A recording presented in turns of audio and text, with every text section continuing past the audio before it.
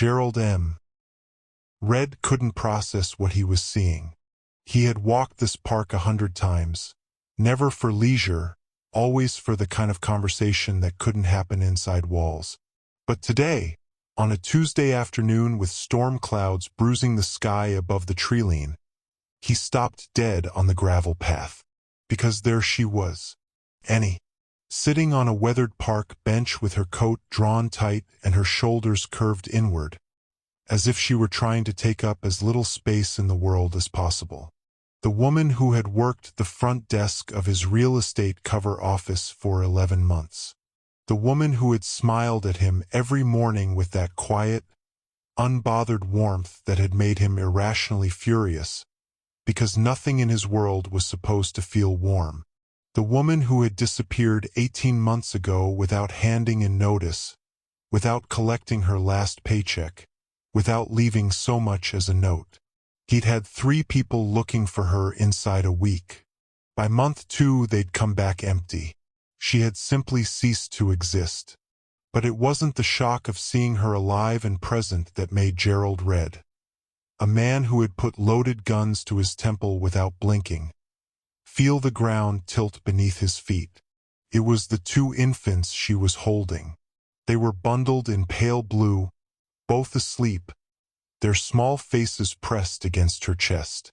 Gerald's eyes moved over them with the cold, automatic precision he applied to everything. And then his brain caught up with what his eyes were telling him, and something inside his chest cracked clean in half. The boy on the left had a jaw like a blade. Even in sleep, even at whatever age these children were, barely past infancy, the set of it was unmistakable. Gerald had seen that jaw in every mirror, in every photograph, in the hard face of every red man who had come before him. It wasn't a resemblance. It was a replica. The boy on the right was identical. Twins. Both of them carrying his bone structure with a precision that made mockery of any alternative explanation. He ran the calendar in his head without meaning to. 18 months since she vanished, and these children were perhaps 3 or 4 months old, which meant she had left when she was already. Gerald had once sat at a table with 4 armed men who wanted him dead and felt nothing but focus. Right now, standing in the middle of a public park in a tailored suit, he felt his knees consider giving way. His hand found the inside of his jacket pocket, closed around nothing. He was gripping air. Annie shifted on the bench. Maybe she felt it, the particular weight of a stare from a man who had spent his life making people feel seen and threatened at the same time. Her head lifted. Her eyes found him through the thin crowd of afternoon joggers and dog walkers moving between them. In those eyes, Gerald saw 3 things in rapid succession. Recognition. Raw, stomach-dropping recognition, like a woman watching a wall she built with her bare hands begin to fall. Terror. The kind that doesn't make a sound. And beneath both of those, a secret so heavy it had bent her posture, hollowed her eyes, and brought her to a park bench in the cold with 2 babies pressed against her body like she was the last thing standing between them and the world. Gerald already knew what the secret was. He just needed her to say it. Asterisk if you want to know what drove Annie to disappear for 18 months, and what she was so afraid Gerald would do that she chose to raise his sons completely alone. Tap like to keep this story going. Share it with anyone who knows that some secrets don't stay buried. And subscribe with notifications on so you're here when everything between them explodes. Asterisk. Annie felt him before she saw him. It was a sensation she recognized from her 11 months working in his building.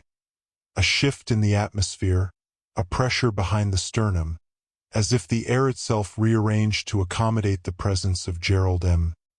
Red. She had learned to read that feeling the way other people read weather. It had kept her out of trouble more than once. She lifted her head, and the entire world went silent. He was standing less than 30 meters away on the gravel path, dressed in a dark suit with his collar open at the throat. The neck tattoos she had once tried very hard not to look at visible above the fabric. He wasn't moving. He was just looking at her boys with an expression she had never once seen on his face in 11 months of working under him. He was undone. Annie's body reacted before her mind finished forming a thought. She tucked both infants tighter against her chest, pushed to her feet, turned, and walked. Fast. Not quite running. She couldn't run, not with 4 months of exhaustion in her bones and 2 babies in her arms, but fast enough that her breath shortened immediately. "Mama, cold," murmured the boy on her left, stirring. Shoe, baby. Shoe. She didn't look back. She knew better than to look back. 18 months of building a quiet, invisible life in a city too large to notice her.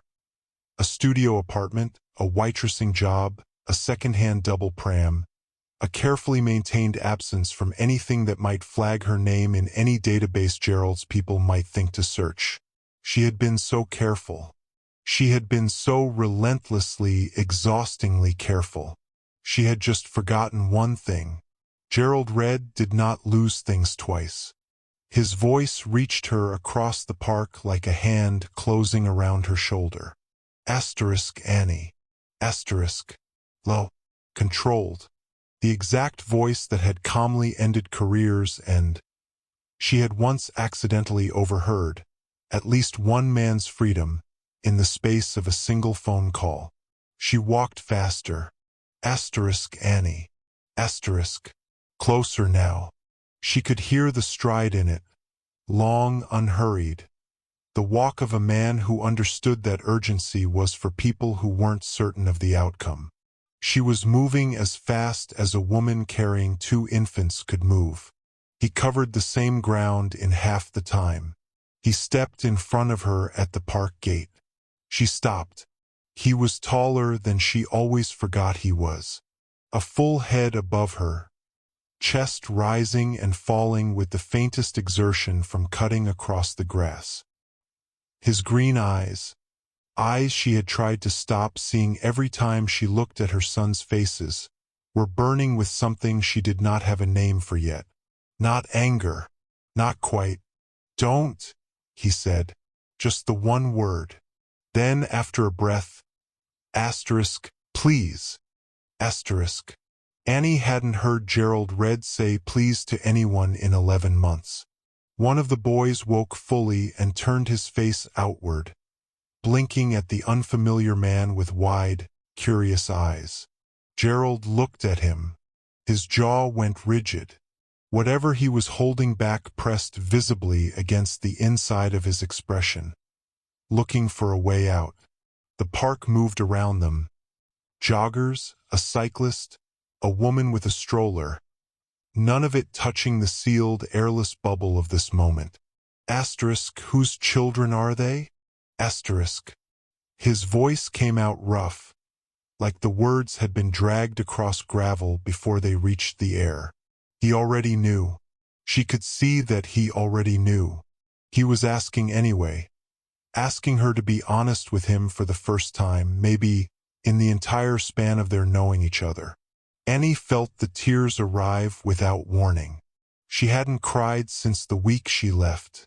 She had promised herself she was done with it, that crying was a luxury she couldn't afford and a weakness she didn't have room for.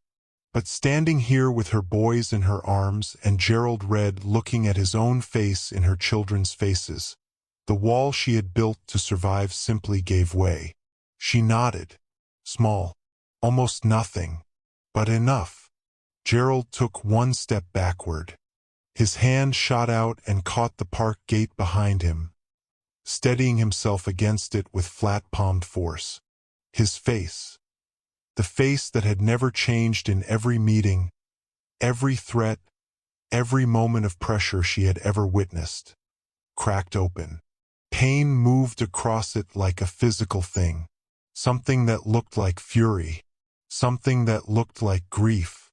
Something that looked like a man discovering that the loneliness he had made peace with was not, in fact, something he had chosen. 18 months.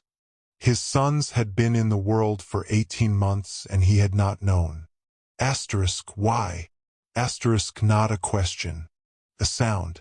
Asterisk, why didn't you tell me? Asterisk. Annie opened her mouth. There was so much to say. The fear that had sent her running.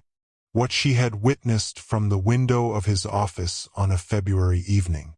What she'd overheard his second-in-command say about what happened to people who tried to make permanent claims on Gerald Red. But the park was public. Her boys were awake now and watching the strange man with that wide-eyed animal alertness that very small children have in the presence of tension. And this was not the place. Not here, she said.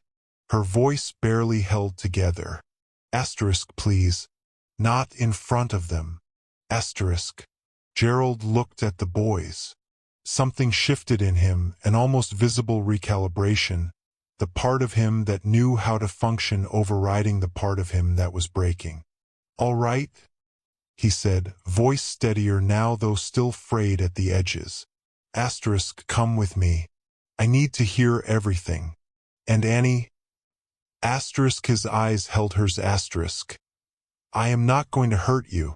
I don't hurt women. I don't hurt children. You know my word means something. Asterisk. She did know that. In 11 months, she had seen Gerald Red be ruthless, cold, and efficient in ways that frightened her. But she had never once seen him lie. She exhaled.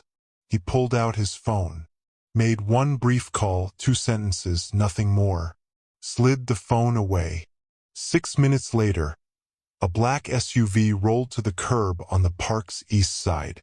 The man who stepped out was tall and broad, with close-cropped dark hair and the kind of face that had never been arranged into anything resembling comfort. Annie recognized him immediately. Marcus Cole, Gerald's operations director, the man who materialized silently behind her former boss at the end of every late evening and disappeared with him into whatever part of the city she'd been carefully trained not to ask about. Her body went rigid. Gerald saw it. His eyes moved from her face to Marcus, and back. He made a short gesture with 2 fingers. Marcus stepped back to the vehicle without a word, leaned against the hood, and looked at the middle distance. He drives, Gerald said quietly. Asterisk. I'll sit in the front. You and the boys take the back. No one is going to crowd you. Asterisk. Annie looked at Marcus, looked at the car, looked at her boys, warm and awake, sensing nothing yet, too young for the weight of context. She walked to the car. Marcus opened the rear door without looking at her. But as she lowered herself inside with the first twin, she saw his eyes drop briefly to the baby's face. Something moved through his expression. A flash of something she couldn't identify, and then his face closed again like a door.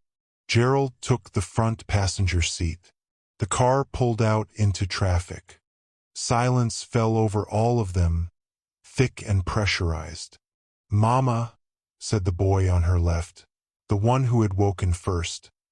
His voice clear and unbothered in the way that only the very young can be unbothered. He was looking at the back of the head in the front seat. Asterisk, who dat man? Asterisk. In the front seat, Gerald went completely still. He's Mama's, Annie started. My name is Gerald, he said before she could finish. His voice came out controlled but with something underneath it that was not controlled at all. Asterisk, Jeruel? Asterisk, the boy tried it out, unimpressed by the difficulty. Asterisk, that's a weird name. Asterisk. A sound came from Gerald's chest. Brief and involuntary, half breath, half something else entirely. His hand, resting on his knee, closed into a fist until the knuckles went white. He didn't speak again for the rest of the ride.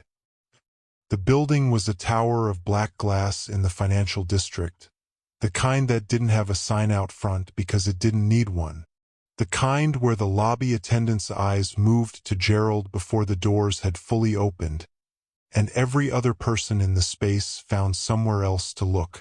They took a private elevator to the 43rd floor. The penthouse doors opened and Annie walked through them and stopped. She had imagined, once or twice in her first weeks of working for him, what Gerald Red's personal space looked like. She had assumed expensive. She had not assumed this, ceilings that seemed to belong to a different scale of existence, floor-to-ceiling glass on three sides with the whole broken grid of the city spread below like something that could be owned, furniture the color of charcoal and slate, surfaces bare of everything personal, everything warm. No photographs. No clutter. No evidence of a life lived here so much as a life stored here. Annie stood in the center of the living room, which was larger than her entire apartment, including the bathroom, and felt the specific smallness of her worn coat, her scuffed boots, her hair that she'd twisted back with an elastic band at 6 that morning. She had never belonged in this man's world. She had known that clearly enough to run from it. Standing here confirmed it in every surface. Gerald made a phone call. Brief, precise. 12 minutes later, a woman in building livery arrived at the door with 2 large cloth bags. She set them down, nodded once at Gerald, and left without being asked. Inside the bags, toy cars, a set of chunky building blocks, a soft elephant, a wooden puzzle. Enough to occupy 2 4-month-olds for an afternoon. Annie set the boys on the vast Persian rug. They were shy for 30 seconds. Then the toy cars were discovered, and the apartment filled with small engine sounds and concentrated baby industry, and the terrible weight of the room lifted by a fraction. Gerald watched them. He stood in the center of his own penthouse and watched his sons play with toys he had ordered 10 minutes ago, and his face did something Annie had never seen it do in 11 months of daily proximity. It went unguarded, just briefly, just long enough. Then he looked at her, motioned to the sofa. They sat across from each other. Annie with her coat still on, hands pressed flat on her knees. Gerald leaning forward with his elbows braced and his eyes holding hers with the particular quality of a man who had spent his life making sure the truth was extracted cleanly, without drama or delay. From the beginning, he said. His voice was quiet, absolute, asterisk all of it. I want to know everything, asterisk. Annie looked at the man sitting across from her and felt the 18 months of her carefully constructed silence begin to dissolve. Gerald M. Red was 39 years old. The media's version of him was a real estate developer with a talent for distressed properties and a reputation for aggressive acquisition. The real version, the one Annie had slowly and unwillingly assembled from overheard conversations, averted eyes, and one evening she had never been able to unforgettable, was the principal architect of the most coordinated underground operation on the eastern seaboard. His father had built the foundation. Gerald had made it into something his father would not have had the precision to imagine. He had been running it entirely alone since his father's death 4 years ago. No partners, no shared authority, no one who held anything over him. Until now, until 2 boys on a Persian rug, making engine sounds with their mouths, who had his jaw and his eyes and had been alive in the world for 18 months without his knowledge. Annie took a breath, and she began. Gerald's feet were moving before the decision reached his brain. He crossed the grass in long, unhurried strides, the walk of a man who had learned early that running toward anything signaled want, and want was a vulnerability he could not afford. But his heart was doing something it had no business doing. Slamming, irregular, as if it had forgotten the rhythm it had maintained for 39 years and was attempting to relearn it on the spot. Annie had her head down. She was adjusting the blanket on one of the boys with the automatic, half-conscious tenderness of someone who had performed this gesture 10,000 times. She hadn't seen him yet. He was 20 meters away. 15. The afternoon crowd thinned between them like it understood something was about to happen that required room. 10 meters. Her head came up. The moment her eyes found his, she moved. Not a full stand. She was partway to her feet when the weight of both infants made the calculation clear and brutal. She couldn't hold them both and rise quickly. She couldn't hold them both and run. She tried anyway, one foot finding the ground, her body angling sideways as if she might be able to simply redirect herself out of his sight line, out of this moment, out of the consequence of 18 months of disappearing. Gerald closed the remaining distance in 4 steps. He stopped directly in front of the bench. Close enough that retreating past him would have required her to ask. She stayed half-risen, not sitting, not standing, suspended in the position of a woman who had run out of options and had not yet found the composure to pretend otherwise.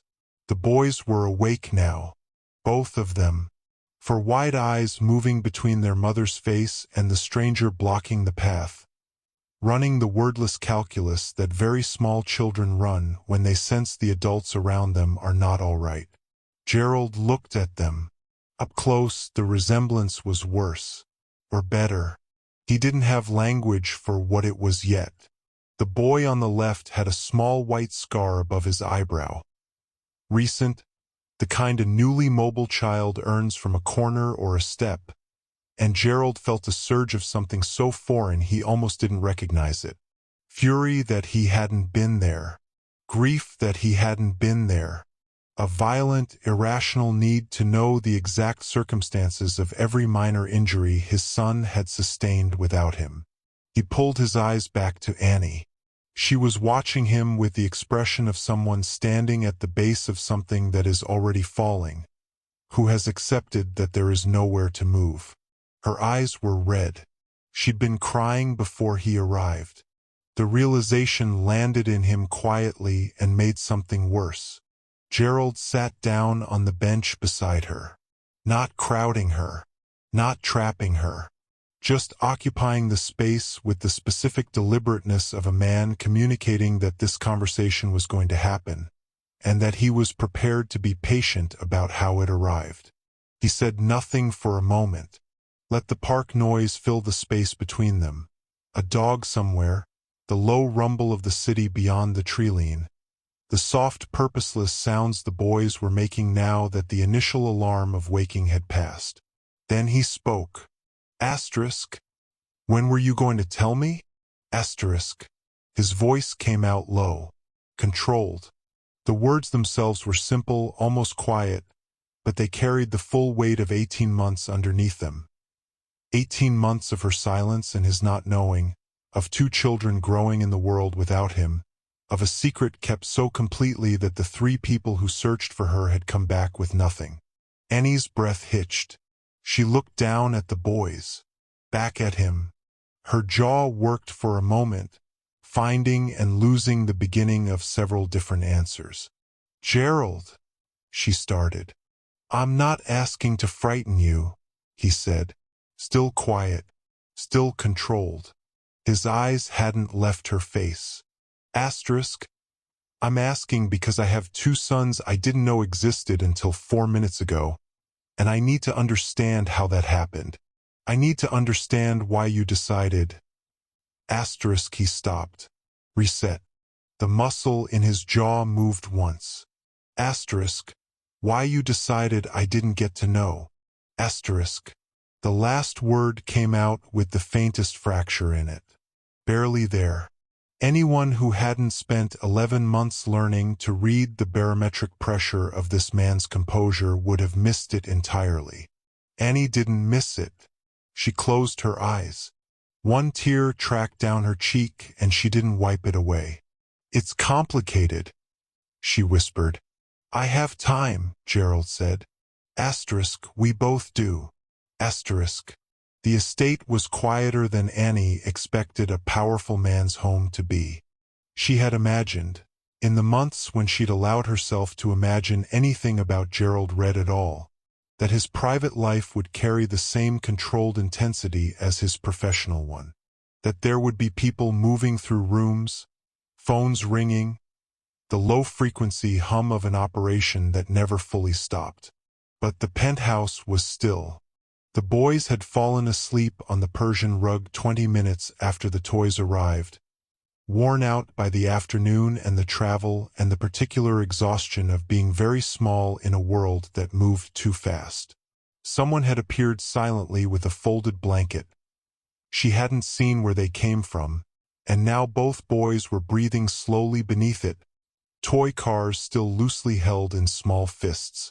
Gerald had moved them to the sofa. Not close, opposite ends of a low glass table, the city burning quietly 43 floors below them. He had taken off his jacket and set it somewhere behind him, and he was waiting with the particular patience of a man who understood that patience, deployed correctly, was its own form of pressure. Annie looked at her hands. Then she started talking. She told him about the morning she found out. A Tuesday. She remembered the day because she had worked a double shift the night before. The office had hosted a late function for a visiting business contact, and she had stayed to manage the front desk until nearly midnight.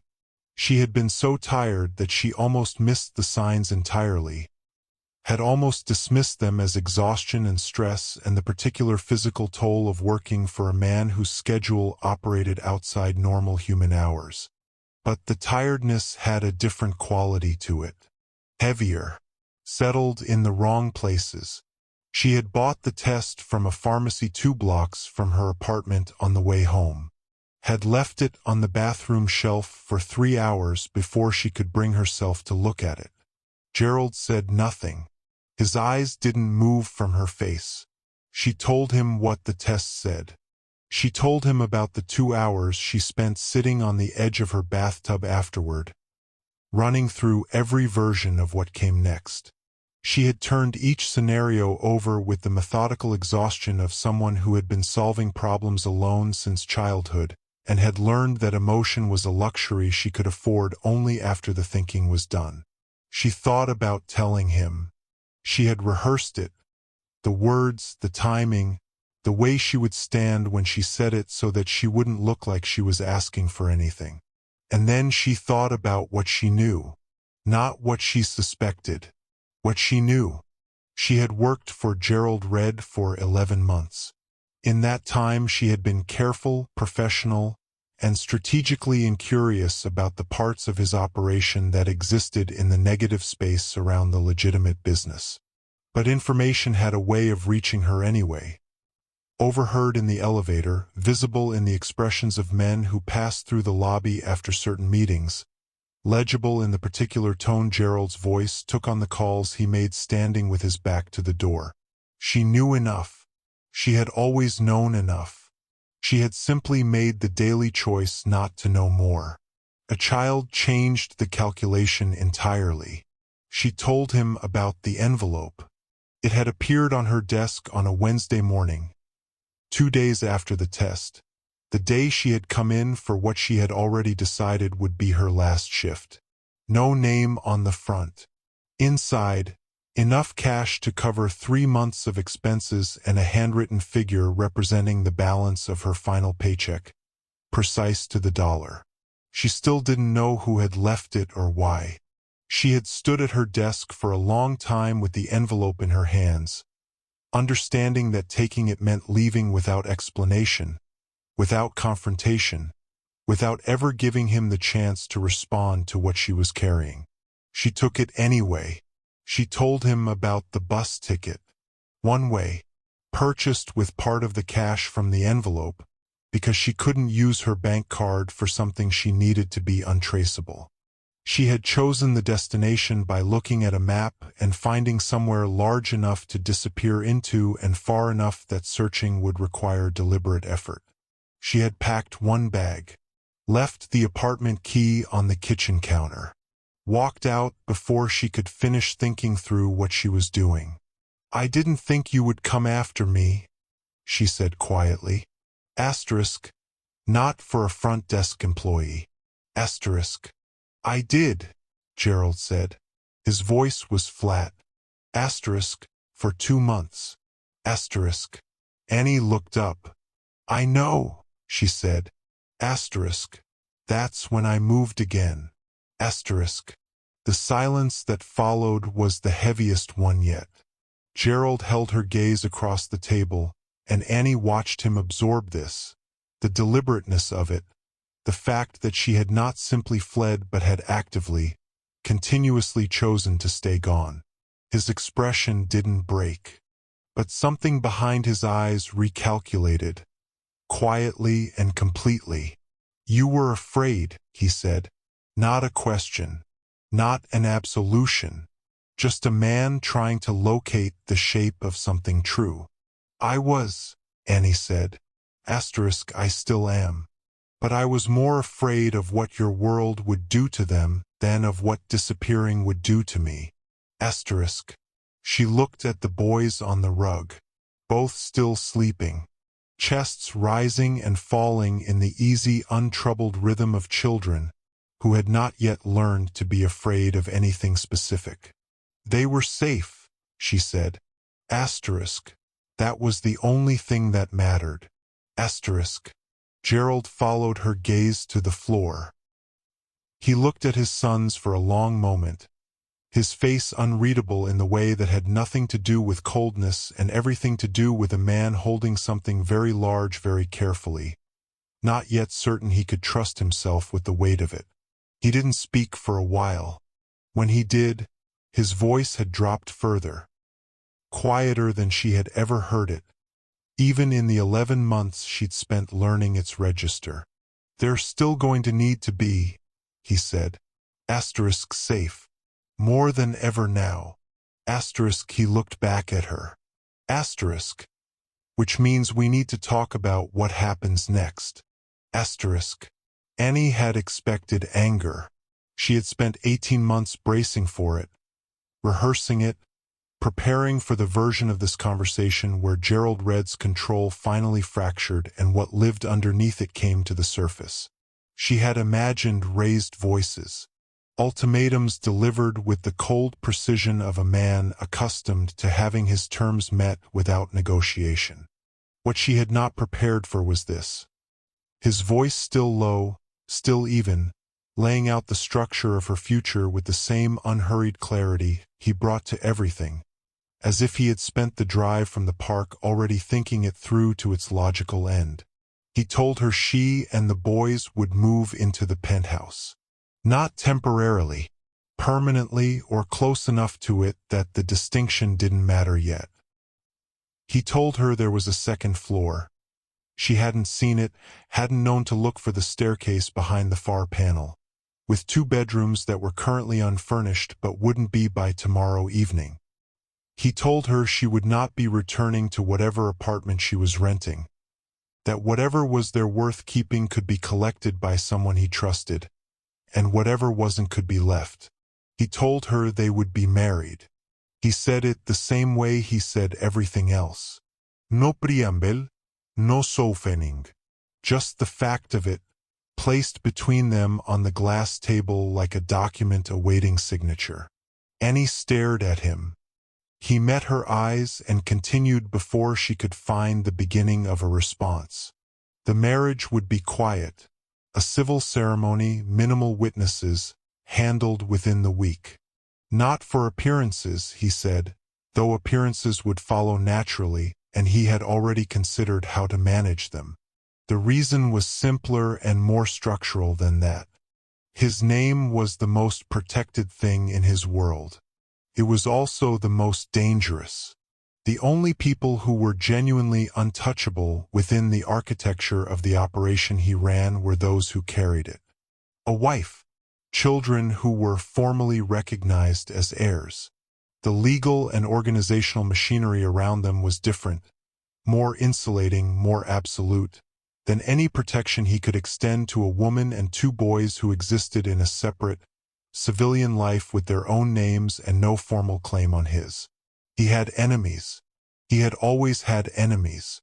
That was not a surprise or a tragedy, simply a condition of the life he had built. But enemies who had previously had no leverage now had a potential one. Two small boys on a park bench who shared his face and were completely exposed. The only way to close that exposure completely was to bring them inside. Inside what exactly? Annie said. Her voice came out steadier than she felt. Inside everything that protects me, Gerald said. Asterisk. Which means inside my name. Asterisk. She looked at the boys, still sleeping. She thought about the 18 months she had spent building safety from nothing, the second-hand locks she'd fitted herself, the routes she varied, the careful anonymity she'd maintained at a cost that had worn her to the bone. She had kept them safe. She had.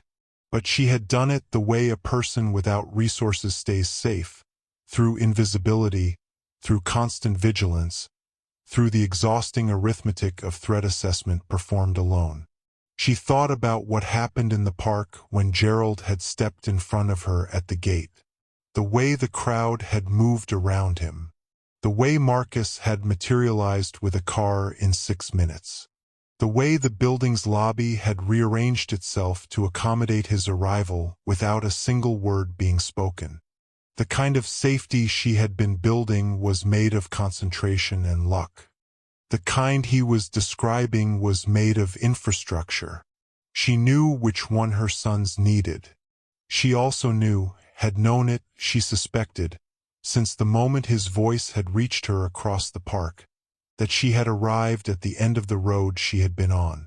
She had run as far and as long as a person could run while carrying 2 children and no armor. There was nothing left of that particular direction. Only this one. Gerald slid a single sheet of paper across the table. She hadn't seen him retrieve it. She looked at it without picking it up. It's not a contract, he said. Asterisk, it's a record. So that the arrangement is documented and clear, and there are no misunderstandings between us later. Asterisk. Annie read it. Twice. It said exactly what he had said out loud. Nothing more, nothing less. No conditions she hadn't already heard. No language designed to obscure what it was asking of her. She picked up the pen he placed beside it. She told herself it was strategy. Logic. The only decision that made mathematical sense given the variables. She told herself it had nothing to do with the way he had looked at her sons on the park bench, or the fracture she had heard beneath the surface of I did, for 2 months, or the fact that some part of her, buried under 18 months of running, had never fully believed she would manage to stay gone. She signed. Gerald took the paper without looking at it. His eyes stayed on her face for a moment. Reading something there she didn't have the energy to conceal, and then he nodded once, the way he nodded when a meeting had concluded and the next phase of work could begin. I'll have someone bring your things by morning, he said. Asterisk, get some sleep. Both of you need it. Asterisk. Annie looked at her boys on the rug, then at the city burning silently beyond the glass, then at the man sitting across from her who was now, on paper, the most permanent fixture of her life. She didn't sleep for a long time. By Thursday morning, everyone knew. Gerald had not announced it. He never announced anything. Information in his world moved the way water moved, finding every crack and low point, arriving at its destination without being directed. Someone had seen the black SUV pull up to the building with a woman and 2 infants. Someone else had noticed the second floor of the penthouse being furnished overnight. A 2-man crew working until 4 in the morning, carrying in cribs and a dresser and a small bookshelf that held, by dawn, a row of board books with soft corners. Word had moved outward from there in concentric circles, each one carrying slightly less accuracy and slightly more speculation than the one before it. By Friday, the shape of it had reached everyone who mattered. Marcus came to him first, which was expected. He waited until Annie had taken the boys to the small courtyard garden 2 floors below. Gerald had arranged access quietly, without explaining why he suddenly needed a domestic space that received afternoon light. And then he appeared in the study doorway with the expression of a man who had been composing his opening sentence for approximately 12 hours. He said his piece, carefully, professionally, with the loyalty of someone who had worked beside Gerald for 9 years and had therefore earned the right to ask certain questions. He asked about the security implications. He asked about the timeline for the marriage registration. He asked, with the delicacy of a man handling something he knew was volatile, whether Gerald had considered how the announcement would land with the 3 primary partners whose cooperation underpinned the operation's Eastern logistics. Gerald answered each question in order, completely without defensiveness, in the tone he used when a decision had already been made and the only remaining variable was execution. Marcus listened. When Gerald finished, Marcus nodded once and left the room with the quiet efficiency of a man updating his internal architecture to accommodate a new structural reality. The lieutenants were less measured. There were 4 of them, men who ran the operational quadrants of Gerald's network with a mixture of competence and self-interest that he had always managed by ensuring the self-interest was consistently aligned with his own. 3 of them sent word through appropriate channels expressing support. The language was formal, respectful, and revealed nothing of what they actually thought, which was fine. Gerald didn't require their feelings. He required their function. The 4th, a man named Dario, who ran the portside logistics and had been with Gerald's father before Gerald, requested a meeting in person. He arrived with a bottle of good whiskey and the careful warmth of a man who wanted something. He spoke at length about legacy, about the importance of heirs, about how a boss with a family was a boss with something to fight for, and how this was, in his view, a stabilizing development for everyone. He smiled often.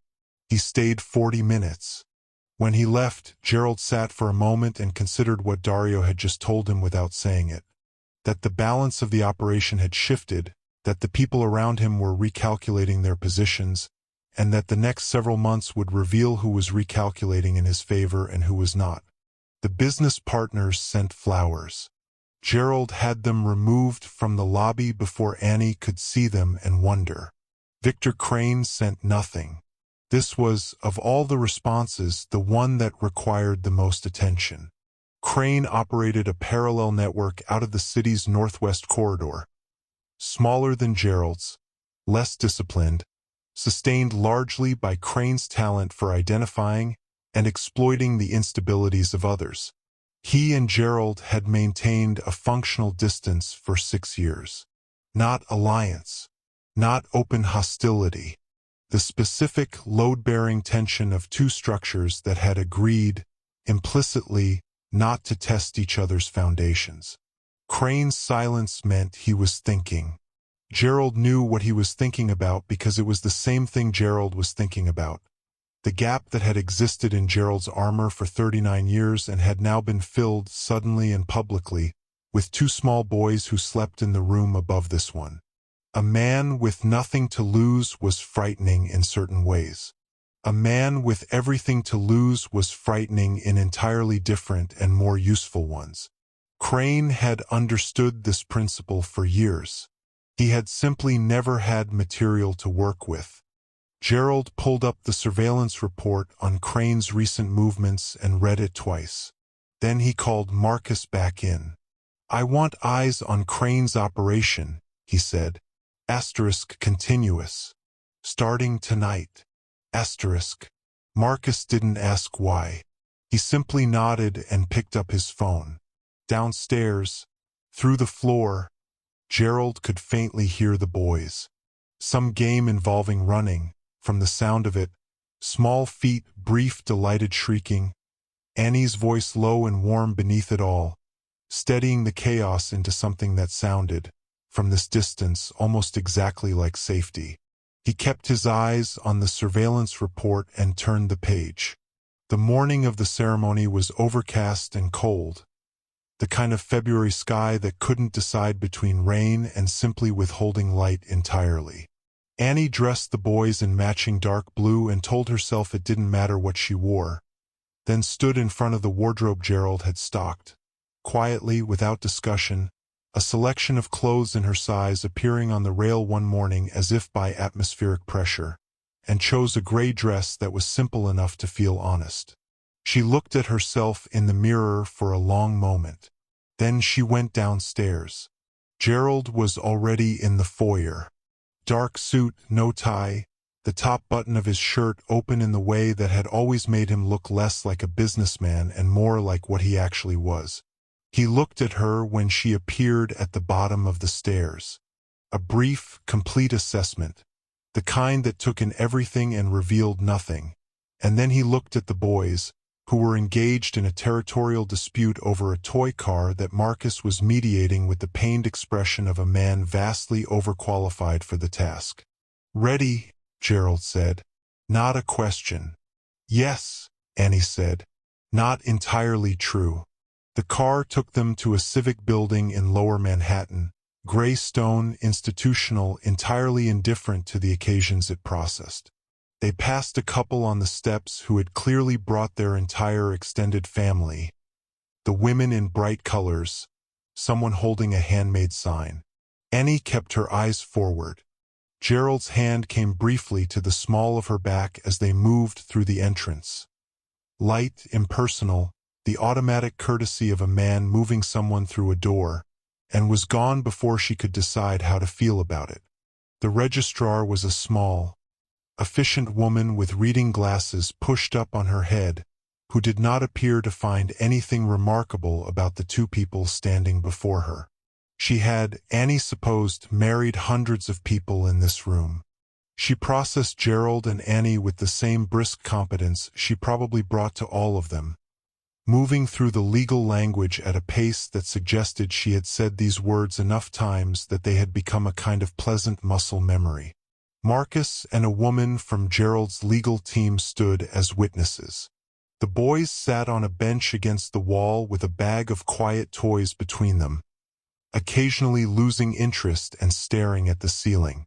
The registrar reached the point in the ceremony that required the rings. Gerald produced them from his jacket pocket.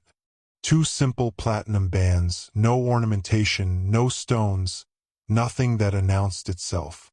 Annie had not seen them before this moment. She looked at them in his palm and thought, with a clarity that surprised her, that they were exactly what she would have chosen herself. Functional, honest, not pretending to be something the day wasn't. He took her left hand. His grip was light but certain. The way he did everything, no hesitation, no fumbling. He positioned the ring at the tip of her finger and slid it into place with a single smooth movement. And Annie watched his face while he did it because she needed something to look at that wasn't the ring itself. His expression was the boardroom one. Composed, forward-facing, giving away nothing. She had cataloged this expression over 11 months of daily proximity, had learned to read the minor gradations within it, the difference between the version that meant he was deciding something and the version that meant he had already decided and was simply waiting for events to catch up. This was neither of those. This was the version she had seen only a handful of times, the one that appeared when something was happening that his composure had not yet fully processed. His hand didn't move. The ring was on. The motion was complete. There was no procedural reason for his hand to remain where it was, holding hers, his thumb resting against her knuckle with a stillness that was entirely different from the stillness of a man who had simply not yet let go. A half second. perhaps a full one. Then he released her hand and straightened and returned his attention to the registrar with the seamless continuity of a man whose momentary lapse in procedure had not occurred. Annie looked down at her hand, at the ring sitting cleanly on her finger as if it had always been there. She reached over and slid his band into place in return. Her hands were steady. She made sure of it. She did not allow herself to linger. The registrar said the concluding words. They signed the register. Marcus witnessed. The legal representative witnessed. The whole thing had taken 11 minutes. Outside, the sky was still refusing to commit to anything. Gerald buttoned his jacket and looked up at the building across the street with the expression of a man completing a mental checklist. One of the boys reached up and tugged the hem of Annie's coat, and she lifted him automatically, settling him on her hip. No photographs. No flowers. No one waiting outside with anything to throw. The car was at the curb. They got in. The city moved past the windows on all sides, entirely indifferent, going about the unremarkable business of a Wednesday afternoon. Neither of them spoke for the first several minutes. The boys filled the silence in their own way. Small sounds, small observations about things passing outside the glass. And Annie let it wash over her and looked at the ring on her finger and thought about that half-second. Turned it over carefully, the way you turn over something fragile to check whether it's real. She didn't say anything about it. Neither did he. But she had noticed. And somewhere in the precise, controlled architecture of Gerald Red's expression in the moment before he let go of her hand, she was almost certain, though she would not have said so aloud, not then, not yet, that he had noticed that she noticed. The penthouse had a rhythm she hadn't expected. It wasn't the rhythm of a home, not yet, maybe not for a long time, but it was a rhythm nonetheless. The security rotation changed at 6 and again at midnight. The housekeeper, a spare and silent woman named Vera, arrived at 7:30 and moved through the space with the practiced invisibility of someone who had long ago mastered the art of being present without intruding. Groceries appeared. Meals appeared. Things the boys needed materialized on the kitchen counter before Annie had finished formulating the thought that they were needed. She understood gradually that this was what it looked like when Gerald solved a problem. Thoroughly, in advance, without requiring acknowledgement. The staff were professional and watchful in equal measure. Not unfriendly, nothing as readable as unfriendly. Simply careful. They answered her questions directly and without elaboration, executed whatever she asked without hesitation, and regarded her with the particular attentiveness of people who had not yet determined what category she occupied. She was the boss's wife. She was also a woman who had appeared from nowhere with 2 children and a past nobody had been briefed on. These 2 facts existed in their eyes simultaneously, and Annie felt the weight of both every time she walked into a room. She learned the building's geography methodically, the way she had learned every environment necessity had placed her in by moving through it quietly and paying attention. The courtyard garden on the 41st floor, the back stairwell the security team used, which elevator required a keycard after 9 p.m. and which didn't. She was not planning escape routes. She told herself she was not planning escape routes. She was simply a person who had spent enough of her life in uncertain situations to know that understanding her surroundings was the most basic form of self-preservation available. The social media storm broke on a Saturday. She found it the way most people find bad news. Sideways, accidentally, looking for something else entirely. A photograph taken outside the civic building, grainy and angled as if shot from across the street, showing Gerald's profile and Annie's face turned slightly toward him. The boys visible at the edge of the frame. Someone had captioned it with his name and a question mark, and it had traveled from there with the particular velocity of information about powerful men and the women who appeared beside them without warning or precedent. The comments were educational. Some were simply curious. Some were admiring in the specific proprietary way that strangers feel entitled to be admiring about a man they consider a public object. And some were the other kind. The kind that assessed her clothes and her posture and the neighborhood her face apparently suggested she came from, and found her wanting in ways the commenter felt no hesitation about specifying. She read further than she should have. She always did. It was the same instinct that made her memorize floor plans, the need to know the full shape of a threat before she could assess how seriously to take it. She put her phone face down on the kitchen counter and stood there for a moment with her hands flat on the marble. She hadn't told Gerald. She hadn't planned to. It was the internet ambient noise, ultimately meaningless, the kind of thing that required only the decision not to look. She had made harder decisions than that. But Gerald found out anyway. She learned this on Monday evening, when she passed the study and heard voices inside. Gerald and two of the men she recognized from the outer ring of his operation. A quarterly meeting of some kind she had been told would run until 8. She hadn't intended to stop. She stopped because she heard her name.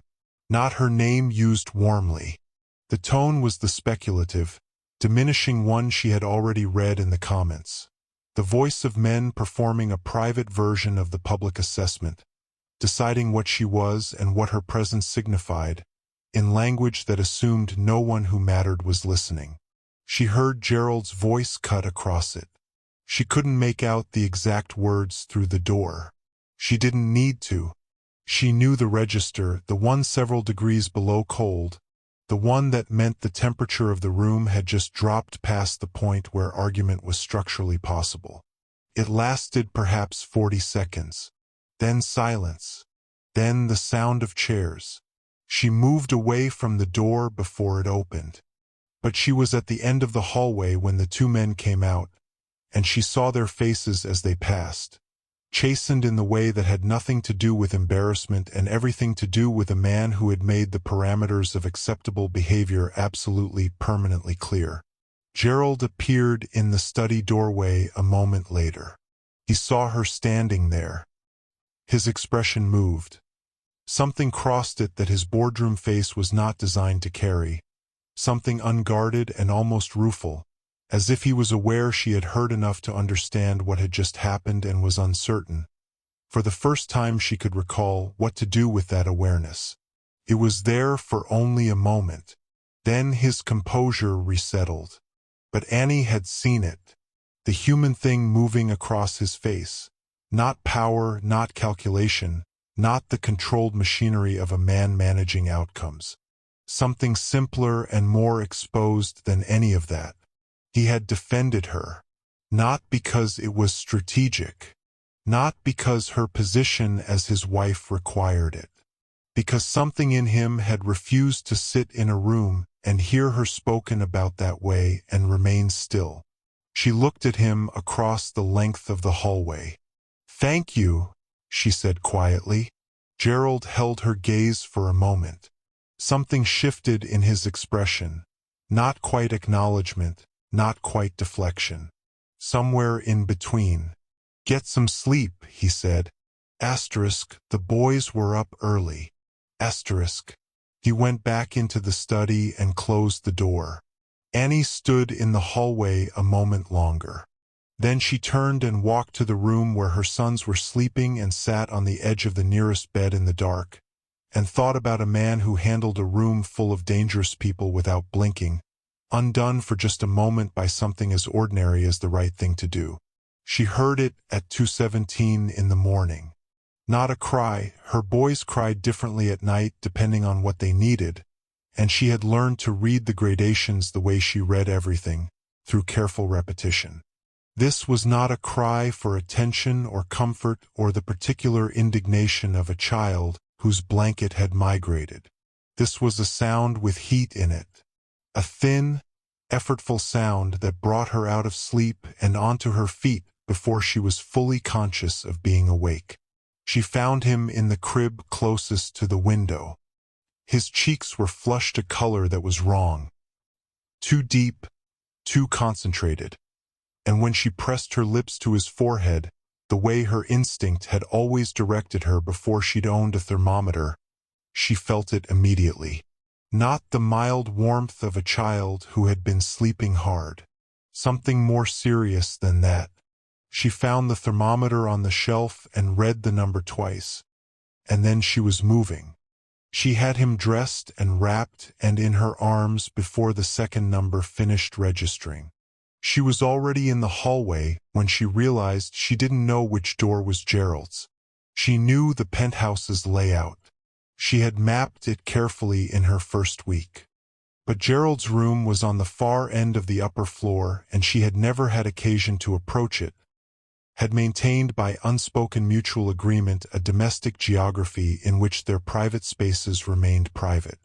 She stood in the hallway for one disorienting second, the boy burning in her arms, his breathing slightly labored in a way that made the space behind her sternum go cold. And then she knocked on the door at the end of the hall. Nothing. She knocked again, harder. The door opened. Gerald was already awake, or became awake between the first knock and the second with the speed of a man whose nervous system had been trained to treat interrupted sleep as operationally significant. He took one look at her face, one look at the child in her arms, and said nothing at all. He turned back into the room, emerged 10 seconds later with his shoes on and his phone in his hand, and they were moving. The hospital was 6 minutes away. She knew this because Gerald clearly knew this. He directed the driver without consulting anything, and she understood with a dull, secondary awareness that he had at some point quietly determined the locations of every relevant emergency service within a 10-minute radius of the building.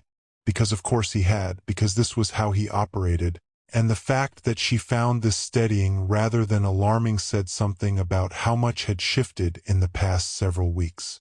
The pediatric emergency department processed them with the efficient urgency of a team that understood the number on a thermometer. A doctor appeared. Questions were asked and answered. Gerald stood at the edge of the room with his arms at his sides and his face arranged into the expression of a man who was managing himself very carefully. And Annie watched him absorb the doctor's explanation. Viral, treatable, they would monitor through the night. The fever needed to come down before they could consider discharge, with the concentrated stillness of someone directing all available resources toward not coming apart. They gave the boy medication.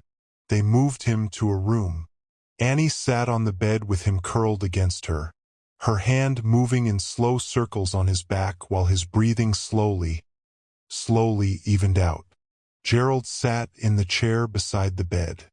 At some point after 3, Annie's eyes closed. She didn't intend it. She surfaced twice in the next hour, checking the boy's forehead, registering the gradual retreat of heat, and both times Gerald was still in the chair, still awake, still watching the bed with an expression she was too exhausted to fully read before sleep pulled her back under. The fever broke just before 5. She knew because she woke to the boy's breathing changed, slower and easier, the labored quality gone, and his skin under her palm finally, blessedly cool. She exhaled the breath she had been holding since 2:17. Her other son had somehow ended up in the bed as well, tucked against her other side, and she lay still for a moment between them with her eyes open, feeling the specific, profound relief of a danger that had passed. She turned her head. Gerald was still in the chair, but something was different. The careful management she had watched him perform all night had ceased. He was sitting forward with his elbows on his knees, his face unguarded in the gray pre-dawn light in a way it never was when he knew he was being observed. He was looking at the 3 of them on the bed, at her, at both boys, at the ordinary, devastating tableau of a family that had nearly had its night go differently, and his expression held something she had never once seen there before. Not power, not calculation, not the controlled precision of a man who had decided how he felt about something and integrated it efficiently into his operational picture. Just love. Raw and undefended and clearly not new. Clearly something that had been building for weeks in the background of all his careful logistics and boardroom composure and half-second moments over platinum rings. Building without his permission, and had simply chosen the specific gray hour to stop waiting for acknowledgement. He hadn't heard her wake. She could tell by the way he was sitting the quality of presence a person has when they believe they are unwatched, when the performance has been stood down. She had seen Gerald Red be many things in the months she had known him. She had never seen him look like this, open, unguarded, as if the armor had simply fallen away in the night and he had not yet noticed it was gone. She didn't speak. She wasn't sure she was capable of it. She watched him watch his son's breathing in the blue hospital light, and she felt something in her own chest give way in answer. Some last structural resistance, some final fortification she had maintained against exactly this, against the terrifying possibility that what was growing between them was not proximity or necessity or the shared logistics of two people raising children in the same space, but something real. Something that had been real for longer than either of them had been willing to admit. She closed her eyes before he looked up. But she lay there in the half-dark with her boys warm and breathing against her. And she did not sleep again. And in the chair beside the bed, Gerald Red sat with the thing that had finally and permanently given way inside him, and watched over all three of them until the light came. It was Marcus who had suggested the park. Not that park, a different one, smaller, 3 blocks from the building, with a fenced play area and a single entrance and the kind of sightlines that made security straightforward. The boys had been inside for 11 days following the hospital, first because of the recovery and then because of the weather, and they were demonstrating, with increasing physical creativity, the consequences of keeping 2 toddlers confined to an indoor space for nearly a fortnight. Annie had been patient. Gerald had watched them dismantle a cushion fort with the focused intensity of small engineers and said nothing, but she had caught him looking at the courtyard garden the previous evening with the expression of a man performing a risk calculation. Marcus had presented the proposal with a security overlay. 4 personnel, staggered positions, 1 at the entrance and 3 distributed around the perimeter. Gerald had reviewed it that morning and approved it, and Annie had dressed the boys in their coats and taken the elevator down with the particular lightness of someone who had not breathed outdoor air in too long. She noticed the man by the fence at 11:43. Not because he was obviously wrong, because he was almost right. The way he was standing had the texture of casualness. Phone out, leaning against the railing, watching nothing in particular. But Annie had spent enough of her life reading environments to know the difference between a person who was present and a person who was positioned. She tracked him peripherally for 2 minutes. Then she looked for the second one, because in her experience people who were positioned rarely came alone. She found him near the entrance. Different build, different clothes, the same quality of studied stillness. She picked up the boy closest to her. The security team moved before she had finished forming the decision to signal them. She understood later that they had seen it too, had been tracking both men for several minutes, had already called it in, were already tightening the perimeter in the quiet, coordinated way of people who had trained for this specific geometry. But the moment she lifted her son, the careful choreography of Crane's plan accelerated, and the next 40 seconds were the kind that compress time and expand it simultaneously so that she could recall afterward every individual detail with exhausting precision. The man by the fence came off the railing. The one at the entrance moved inward. 2 more she hadn't identified materialized from outside the fence line with the coordination of people who had rehearsed the entry points. Marcus's voice was in her ear. She hadn't known she was wearing an earpiece until it activated. Had not known Gerald had asked Vera to work it into her coat's collar lining a week ago.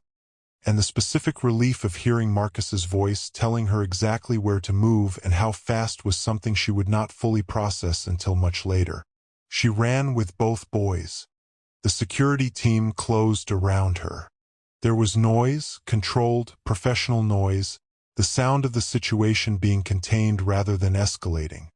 And by the time Marcus had her moving through the park's secondary gate, which she had not known existed, it was over. 4 of Crane's men detained. The other 2 gone, which meant they were running, which meant the message had not landed the way Crane intended. Which meant he would try again. Gerald was at the building entrance when the car pulled up. She knew immediately that he already knew everything. Not just that it had happened, but the granular detail of it, the positioning, the timing, the 2 men who got away. She could see it in the set of him. The way he was standing was different from any version she had seen before. Not the boardroom stillness. Not the controlled management of a man processing something difficult. This was something older and simpler and far more dangerous than any of that. He looked at the boys first. Ran his eyes over both of them with the systematic thoroughness of a man checking for damage. And when he found none, the thing in his face didn't ease. It concentrated. He looked at Annie. She shook her head slightly. She was fine. The boys were fine. He nodded once. Touched the side of her face with the back of 2 fingers, brief, almost nothing. The first voluntary tenderness she had seen from him that wasn't disguised as something practical. And then he turned and walked back into the building. He did not come to bed that night. Or the next. Marcus told her, on the 3rd morning, that Crane's port operations had gone dark. On the 4th, she heard Gerald on a call in the study that lasted 11 minutes and ended with a silence that had a particular quality of finality. On the 5th day, Marcus appeared in the kitchen doorway while she was making breakfast and told her, in the even tone of a man reporting a resolved operational matter, that Victor Crane had agreed to a full cessation. She understood what cessation meant in Gerald's language. She didn't ask for elaboration. Gerald came home that evening.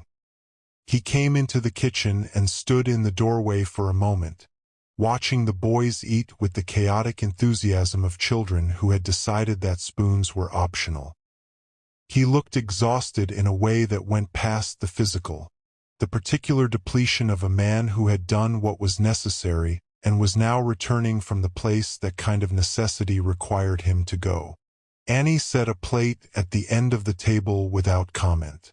He sat down. One of the boys immediately tried to redistribute his dinner onto Gerald's plate with the generous authority of a toddler sharing something precious. Gerald looked at the small heap of food that had appeared beside his fork. Something moved across his face. The unguarded thing, the one that had been appearing more frequently since the hospital, the one he had stopped trying to manage. He picked up his fork. "Thank you," he said to his son with complete seriousness. The boy beamed and went back to his dinner. Annie kept her eyes on her plate, but she felt it. The specific warmth of a moment so ordinary it was almost unbearable, sitting in the middle of a life that had been built from fear and necessity and the slow, unplanned accumulation of something neither of them had intended to want. Outside, the city moved through its evening in complete indifference. Inside, for the first time since Annie had signed her name on a sheet of paper across a glass table from the most dangerous man she had ever known, the air in the room felt like something that might, eventually, be called peace. The lawn was Gerald's idea.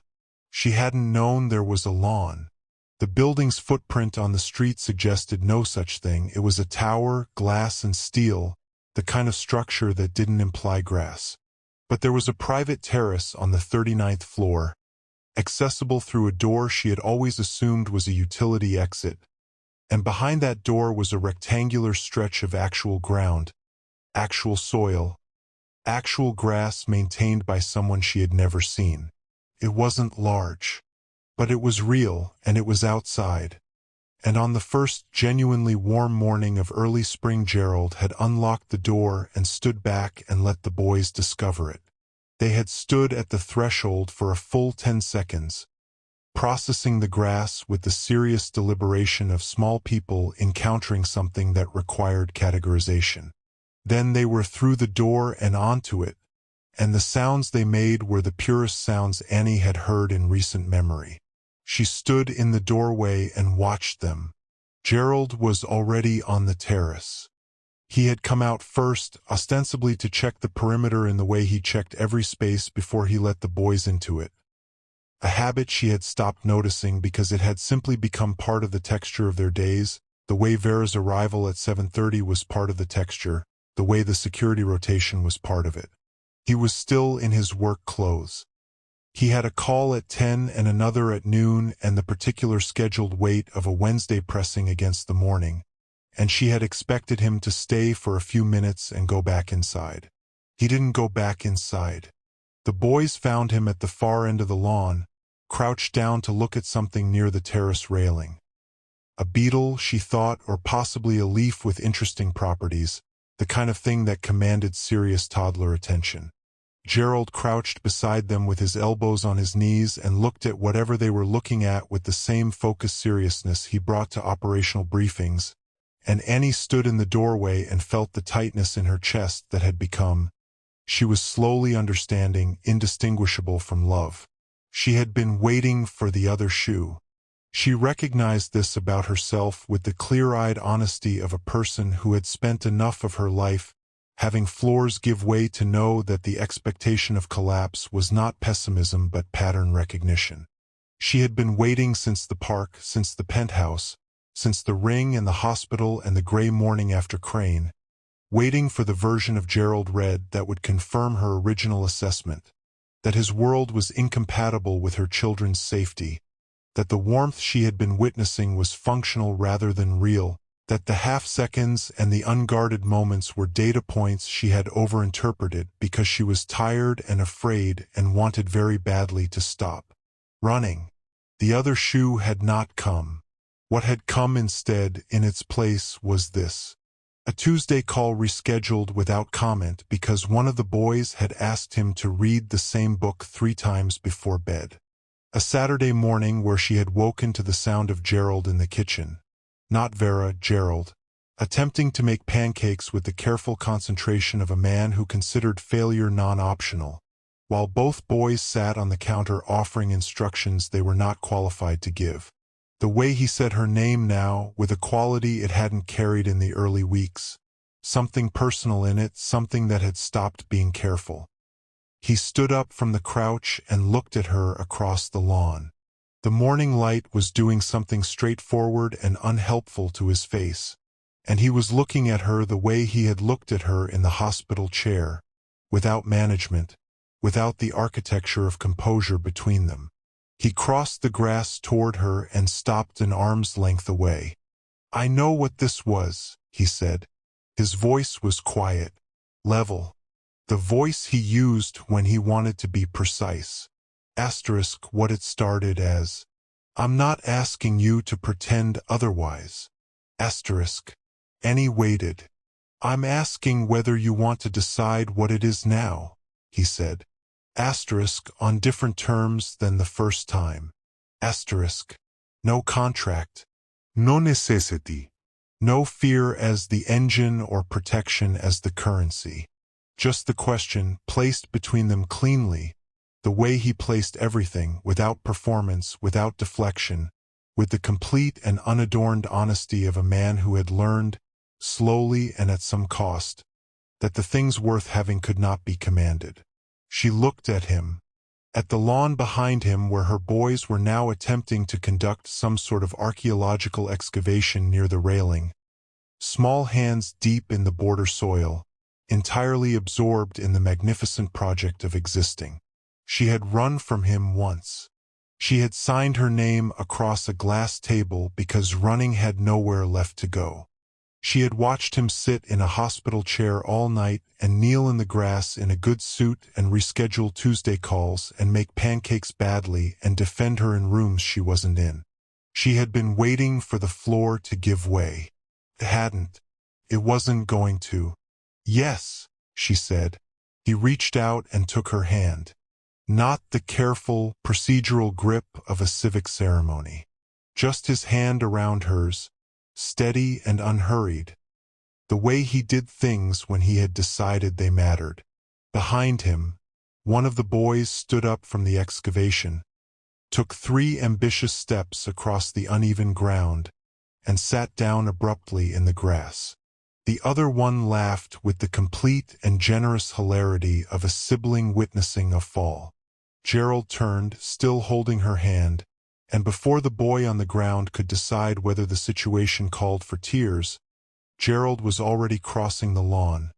Long strides, no hesitation, and dropping to one knee in the grass with the absolute disregard of a man for whom a good suit had ceased to be a relevant consideration.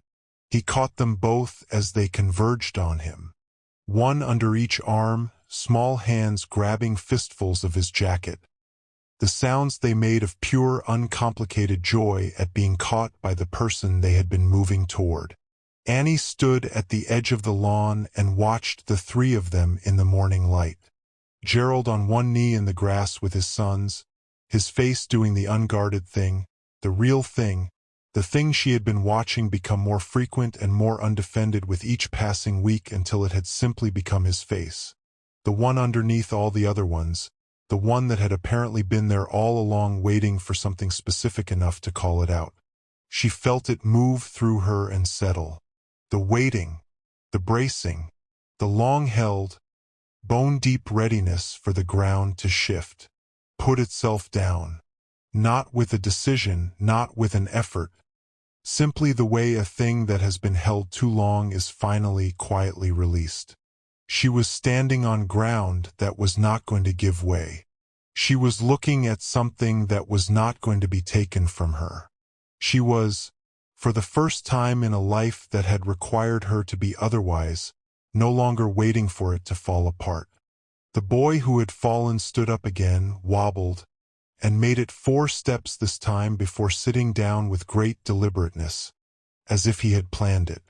Gerald said something to him, low and serious.